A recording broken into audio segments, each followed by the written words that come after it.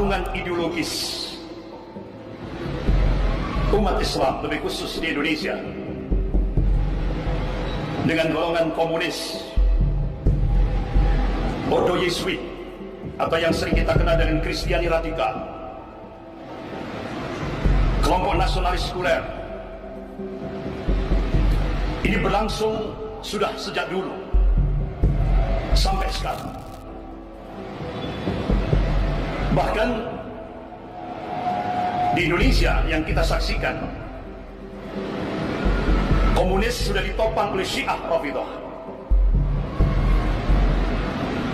Bahkan pertarungan ini tidak lepas daripada skenario global yang ingin mencengkeram Indonesia, di mana Indonesia penduduk muslimnya terbesar di seluruh dunia, dan itu diakui oleh lembaga riset dunia, The Pew Forum on Religion and Public Life.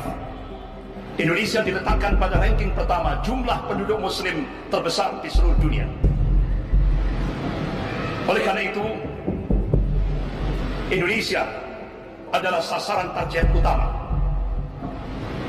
Terlebih, gerakan Zionisme internasional yang mentargetkan 2025. Mereka ingin mencengkeram kuku-kukunya dalam semua lini kehidupan di Indonesia. Saya masih ingat apa yang dipidatokan Dr. Mahathir Mohamad ketika acara Islamic Conference. Beliau pidato, "The Jews rule this world by proxy." Jadi Yahudi ini ingin menguasai dunia ini lewat proxy, boneka. Kalau kita lihat kekinian, Zionisme Yahudi internasional, tangan kanannya adalah kapitalisme Amerika, tangan kirinya komunisme Cina. Jadi kapitalisme Amerika dan komunisme Cina itu adalah proksi Yahudi.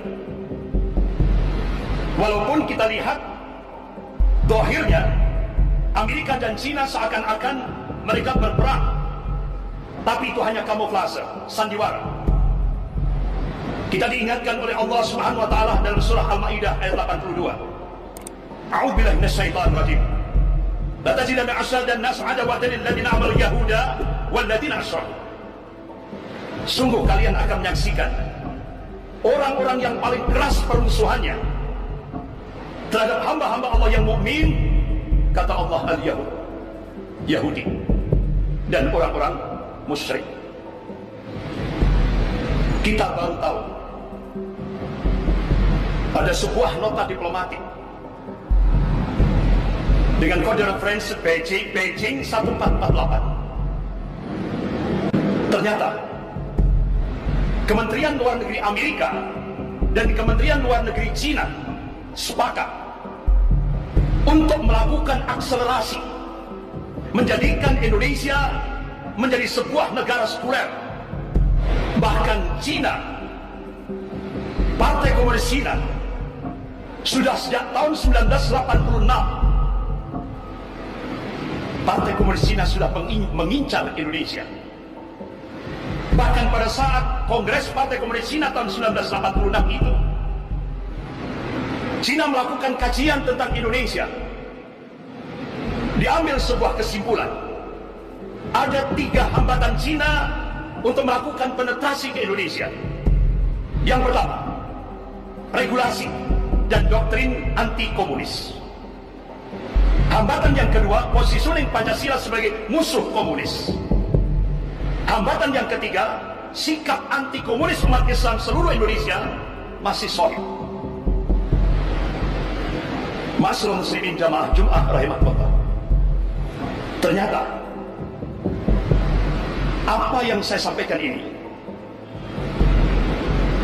implikasinya i-Polisosbud Hankam. Ada 2 buah foto. Foto yang pertama dan foto yang kedua, dua-duanya presiden dunia Islam. Yang pertama, foto sebelah kanan, Presiden Turki Tayyip Erdogan. Beliau ziarah di makamnya Muhammad Al-Fatih. Foto sebelah kiri itu Presiden Indonesia. Beliau ziarah di makamnya Mustafa Kemal Atatürk. Apa implikasi dari dua buah foto ini? Foto yang sebelah kanan, beliau melakukan perubahan besar-besaran.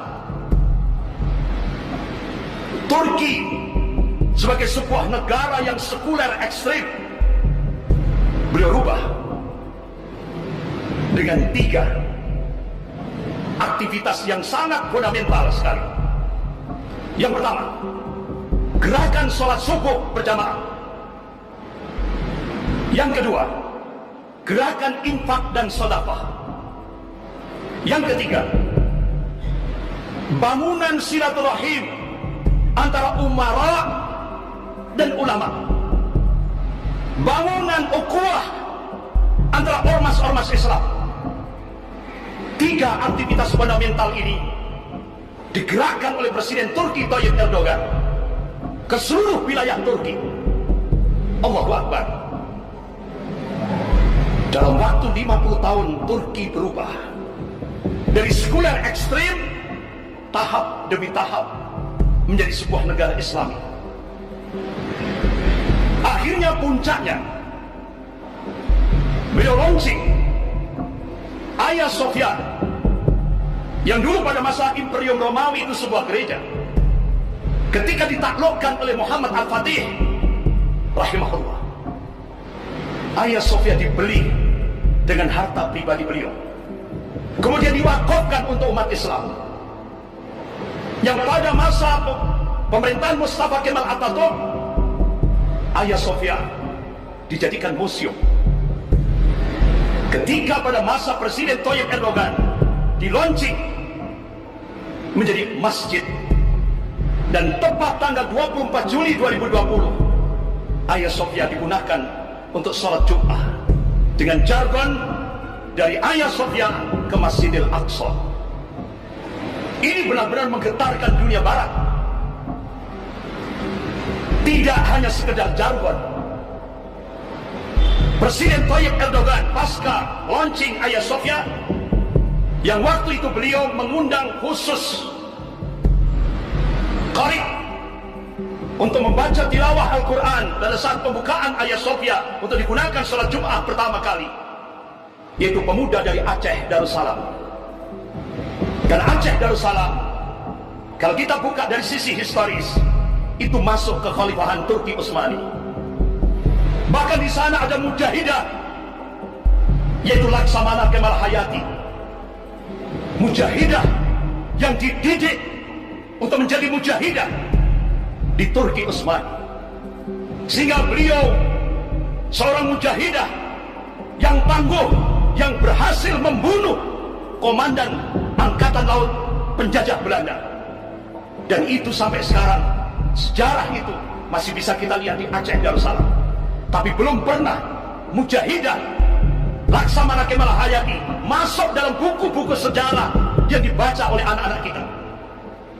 Ini penggelapan sejarah. Masyarakat muslimin jamaah Jumat rahimahullah. Akhirnya apa yang terjadi? Presiden Tayyip Erdogan mengundang pimpinan Harakatul Muqawamah Al-Islamiyah Ismail Haniyeh. Benar-benar ini menggetarkan dunia barat. Amerika, negara-negara barat marah. Tapi Presiden Tayyip Erdogan menunjukkan izah sebagai seorang pemimpin dunia Islam.